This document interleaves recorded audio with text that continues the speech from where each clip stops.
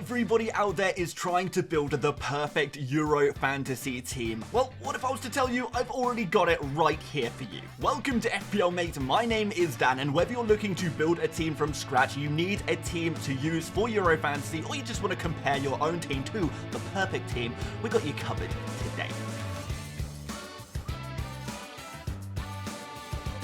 Okay guys, so let me tell you how I have built the perfect team. So what I have done is I have taken the data from our 100 experts video. Of course, I uploaded that last night. Do go check that out if you haven't done already. But basically, I surveyed 100 top fantasy football managers to see who they were including in their squad. I put all that data together and I have built the perfect team using that data, where it's not just me saying some players are good, some players are bad. These are players that are unanimously agreed are great picks for Euro Fantasy. So I think this is going to be very useful. And guys, honestly, if you are just looking to build a team, you want my recommendation of what team you should use without any bias in there, this is the team that you should pick. This is my recommendation for you guys at home for your Euro Fantasy team. So let's get started. Before we do, make sure you do drop a like, subscribe if you do enjoy the Euro Fantasy content, because we're going to be taking you through match day by match day throughout the tournament. But you're excited to see this team. I'm excited to share it with you. Let's get started with the goalkeeper. So in goal, we have got Verbruggen, 4.5 million Netherlands goalkeeper, who is predicted to start, considering the manager has literally said Verbruggen is going to be our main starting goalkeeper for the Euro. So very good to be able to get a goalkeeper from one of the top teams for just 4.5 million. Now, in fairness, the Netherlands have struggled defensively against some of the tougher oppositions, but in matchday 1, they face Poland, who are lacking Lewandowski, who has been ruled out of matchday 1 through injury. So the key player from Poland scoring goals is missing, and therefore Netherlands may be able to take advantage of that. And it just gives you a cheap way into that Netherlands defense, who have pretty decent clean sheet odds going into this game week matchday 1. Really do, but far higher than I expected. And I think that Lewandowski has impacted it a little bit. Moving into defense, and there's two players that are super obvious for this team. 99% of our experts from yesterday's video included Mittelstadt as part of their team. The league's Germany lineup suggests that Mittelstadt will indeed start at left back. Of course, we will get that information prior to the Euro Fantasy deadline, so stay tuned for that. We will be streaming all the way up until deadline on this channel, so make sure you are around an hour or two before deadline on this channel. We will sort you out through the final steps to Euro Fantasy. So really obvious pick, very advanced attacking left back, playing for this Germany team, playing at home throughout the entire tournament. It's a bargain of the century. He provides everything that you want in a defensive asset for fantasy games, and he comes in at the cheapest price possible as well. A no-brainer pick, just like DeMarco, 87 selected by our experts, and he faces Albania at home, which provides us with the best clean sheet odds available for any team going into match day 1. DeMarco, 5 million is a good price for him, nailed on Italy defender, who will be taking set pieces as well. Corners and free kicks, at least some of them, will be taken by DeMarco. So that's going to be very useful as well. And we're going to complete this defense with Hernandez. Theo Hernandez,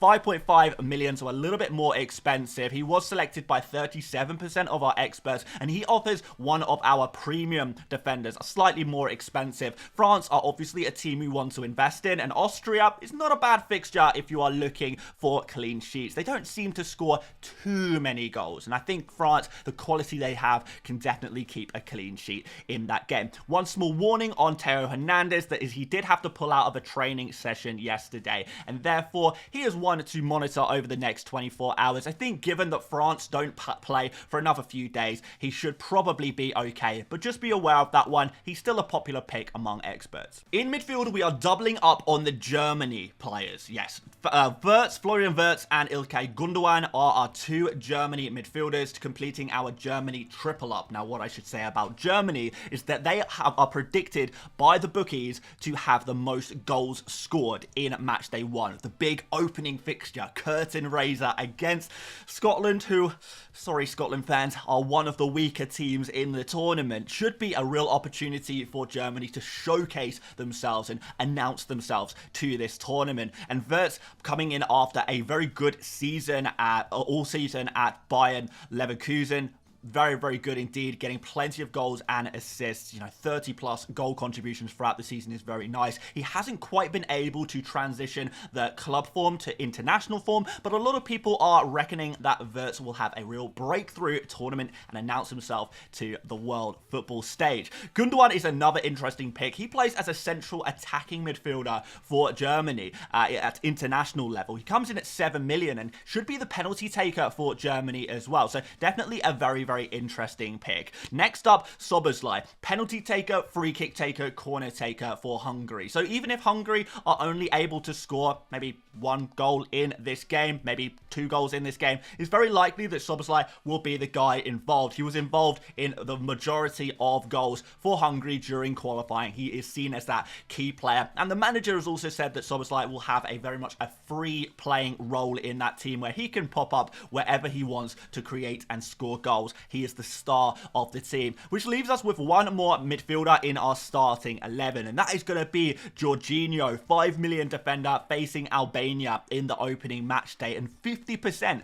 selected by our expert managers. Now, if we're totally honest, Jorginho is here mainly to make up the numbers, a nice cheap price tag at 5 million, and if it doesn't quite go to plan, well, he can be substituted off for one of your bench options. We're going to speak about the bench very shortly, but Jorginho at 5 million is a potential penalty taker. We don't know for sure, and he might be able to get some ball recovery points. You'll have to be pretty lucky to get some points from Jorginho, but at 5 million, what really more are you asking for? And with that low price tag, including him in your team allows you to go big in some of the other areas of your pitch. For example, the forward section, which is absolutely jam-packed loaded with some of the best forwards in world football. Yes, I am including Lukaku in that conversation. So Harry Kane, first of all, one of the top scorers predicted for the tournament. Serbia is the opening fixture, and England hoping to get a good result to start off the tournament. He is selected by 79% of our experts, which is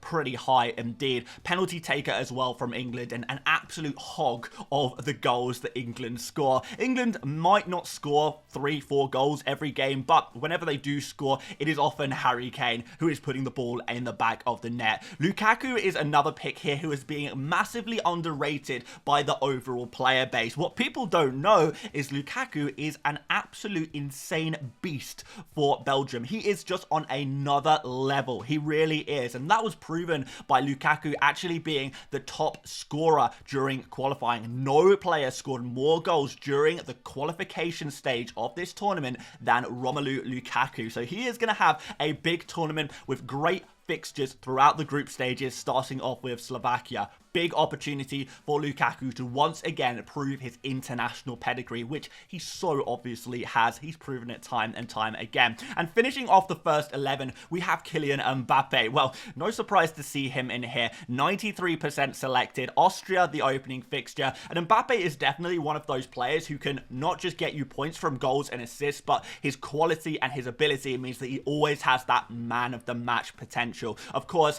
UEFA will be adding an additional 3 points to the man of the match for each game, and Mbappe is definitely going to be a candidate for a man of the match every game he plays. He's just got that star quality, hasn't he? So looking forward to seeing what he can produce, but I don't think any of us will be too surprised to see him banging in goals right from match day 1. Okay, now let's look at the bench here, guys, and just a reminder, if you want to play Euro Fantasy to the maximum ability possible, you've got to take advantage of the substitutes rules that are unique to Euro Fantasy and UEFA Fantasy games. So the way it works very quickly, guys, is that if your player on your bench hasn't played yet, you can substitute them on for any player. So for example, say Mittelstadt doesn't get the points you are hoping for. He only gets 1 or 2 points. Well, that's no problem. As long as your bench players haven't played yet, you can substitute them on. If Mittelstadt gets 1 or 2 points, well, okay, let's make a substitution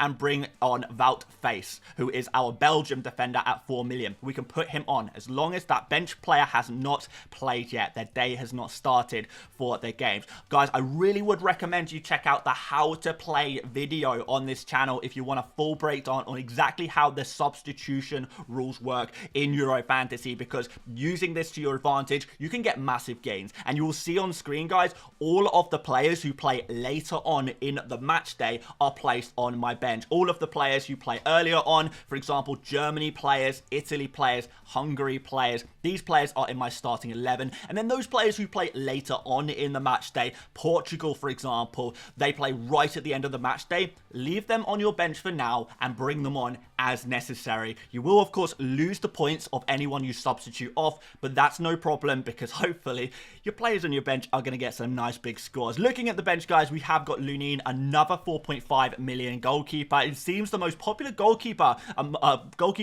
among the top managers are all cheap goalkeepers. 4.5 Lunin, I would say he's about 70% likely to start against Romania. I don't think it is a guarantee, so just be aware of that. He's not 100% nailed on, but we got some really nice clean sheet odds there for Ukraine. Face at 4 million, really nice price tag there for him. He's 72% selected. Belgium expected to keep a clean sheet against Slovakia. And of course then we have got the Portugal guys. Cancelo at 6 million, a real nice goal scoring defender during the qualification stage, and we know he plays very advanced, often as a wing back as well, which is going to be useful against Czechia. We've got Bruno Fernandes as well. Bruno Fernandes, the top scoring midfielder during the qualifying stages as well. So we've got top scoring players throughout the entire pitch here we see in our team, and he should be able to contribute with assists, goals, some set pieces as well, and penalties whenever Ronaldo is not on the pitch as well. So lots of avenues for him to get you some fantasy points as well. So that is the team as it is. I want to go through some captains now. Now, just like in the substitution situation, you can also change your captain throughout the match day. And what you have to do is pretty much select a captain for each day of the week. If you choose to switch your captain, you will lose your captain points from the previous captain. So day one, Wirtz is probably going to be the most popular day one captain. So he's going to be the person you put your captain's armband on first of all. Now, if Wirtz does not get very many points, 1, 2, 3 points, not good enough for you, no problem. We're going to move it to our day two captain, which is going to be DeMarco. DeMarco is a high upside player. If Italy manage to keep a clean sheet and DeMarco also manages to get a goal contribution, maybe some ball recovery points, then he's looking at a 10+ point haul. And you might actually want to stick on that if it comes through, but if it doesn't, no problem. We're going to move our captain's armband to Harry Kane on day 3. Should do pretty well against Serbia. If not, no problem. Mbappe against Austria. If not, no problem. We've got Bruno Fernandes against the Czech Republic on the 18th of June, the final day of match day 1. And that's going to be our captain order for this team. Again, if you want more clarification on how captain switching works, make sure you check out the how to play video before Euro Fantasy kicks off. Although, in fairness, it might even be worth checking the video out after Euro Fantasy kicks off, because it's still going to be useful going through each day of the first match day for sure. But guys, this is the team. Hopefully you like the look of it. Let me know what you think. And also, guys, let me know how many of these 15 players do you already have in your Euro Fantasy team. Can anyone get 15 out of 15? If anyone has got all of these players, then fair play to you. You have already completed match day 1. Congratulations. But let's see how close you guys can get as it is. Again, guys, if I am to give you some tips on what squads you should pick for Euro Fantasy, this would be it, because it's unbiased. This has not come from me. This has come from a survey of many top managers. So we can trust it a little bit more.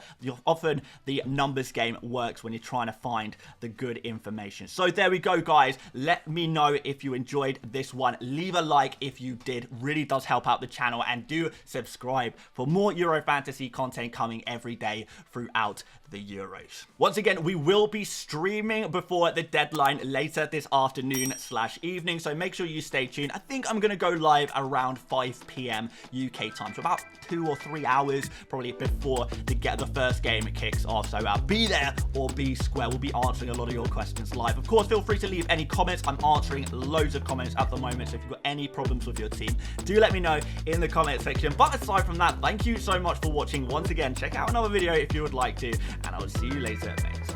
Bye-bye.